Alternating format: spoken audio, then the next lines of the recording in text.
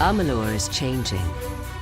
Magic, once lost to the mortal races, has returned to the world. This is the age of Arcana. Order is giving way to chaos and destruction, and the Fate Weavers know that there are none in this world fated to save it. But hope lies in one who has already died, a hero who will embark on a quest to reshape the fate of the world. The legend begins in the Well of Souls, when gnomish scholar Fomerus Hughes finally succeeds in his attempts to restore life to the dead. The pursuit of immortality. You're the only proof of what we've achieved here. The hero's search for answers leads to the Fate Weaver Agarth, who sets the hero on a treacherous journey to discover the truth. Fate's weave is always hard to see, but your path is yours to determine. Along the path to find truth and meaning, the hero will encounter a number of factions that want to enlist the aid of the Fateless One. The hero may find it advantageous to join one or more of these factions, for they each possess unique knowledge that will help him on his journey.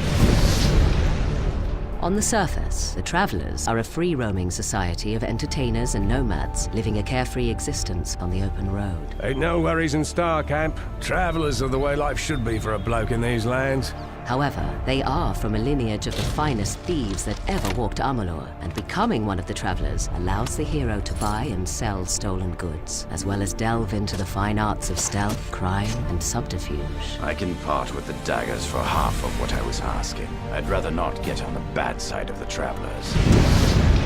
The Scholia Arcana was formed generations ago. It has since become the central university for all mortals who wish to study the practice of magic. We have a responsibility to know what these forces are, so that we may better control it. A student who shows sufficient talent is granted access to the libraries of the Scholia Arcana, where they may study the arts of sagecraft, dispelling, and alchemy. My suspicions regarding your potential were well-founded.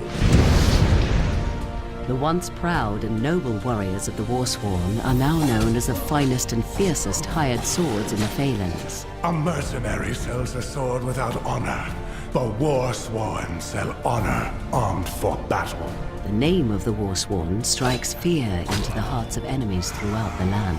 Once proven in battle, a Warsworn pledge has access to skills, weapons, and training that cannot be found elsewhere. I've trained, I've dreamed. I will join the Order. Amalur is host to more than just mortal man and their factions. The world is riddled with other races with numerous alliances, from the studious gnomes to the immortal Fae. Long ago, the Fae split into two courts, each with many houses. In the Summer Court, the House of Ballads is the keeper of songs and lore. The house ensures those defining tales are never forgotten. In these dark times, a hero is needed to relive the tales of old and continue the song. Meanwhile, in the Winter Court's House of Sorrows, few follow the old ways, and for the first time in living memory, the House of Sorrows will welcome an outsider into their ranks. It is not a simple task I ask of you. We need someone who understands that. But even the immortal Fae are helpless against the forces that are rising in Amalur, a twisted new sect from within the Winter Court, the Tuatha. The Tuatha grow in power, driven by their strange new god toward the destruction of all mortal life. They are warriors, priests, and zealots who worship the god under the mountain and obey only Gadflow, their malevolent leader.